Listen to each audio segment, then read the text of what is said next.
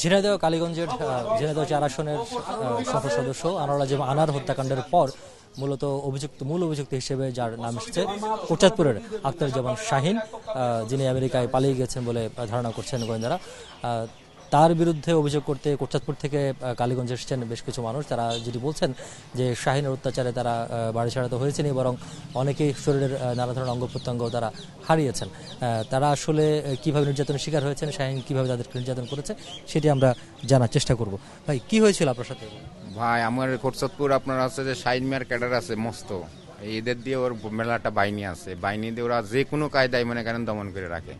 আপনি যদি কথা না শোনেন, আপনার মাদক মামলা, ফেন্সি হোক, গাঁজা হোক, বাবা হোক, এটা দিয়ে আপনার চালান দিয়ে দমন করে যে কোনো মূল্যে। ও এমন একটা মাফিয়া, ওনার কথা না শুনলে আপনার যে ভাই যেটা বললো বাবা, ইয়াবা, গাঁজা, ফেন্সি, মেয়ে ছেলে, পুলিশ, থানার ওসি, রানিং ওসি পর্যন্ত তার নামে কথা বলতে ভয় পায়। সারা কোটচাঁদপুরবাসী জানে যে শাহীন মিয়া পুরো কল্পিত ভাবে লোকজন ভাড়া করে এই স্ট্যান্ডে গোলযোগ করে তাদের লোক দিয়ে তারাই মার্ডার করিয়ে এখান থেকে বেরিয়ে চলে গিয়েছে।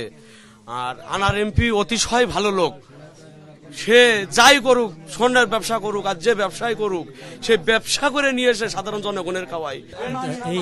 এই ভুক্তভোগীর মতো আসলে আরো অনেক ভুক্তভোগী রয়েছে বলে তারা জানিয়েছেন এবং তারা বলছেন যে যদি কোটচাঁদপুরে এই আখতারুজ্জামান শাহীন যার বিরুদ্ধে অভিযোগ রয়েছে তার কথা যদি না শোনে তাহলে এই ধরনেরই নির্যাতনের শিকার হয় বলে তারা দাবি করেছেন।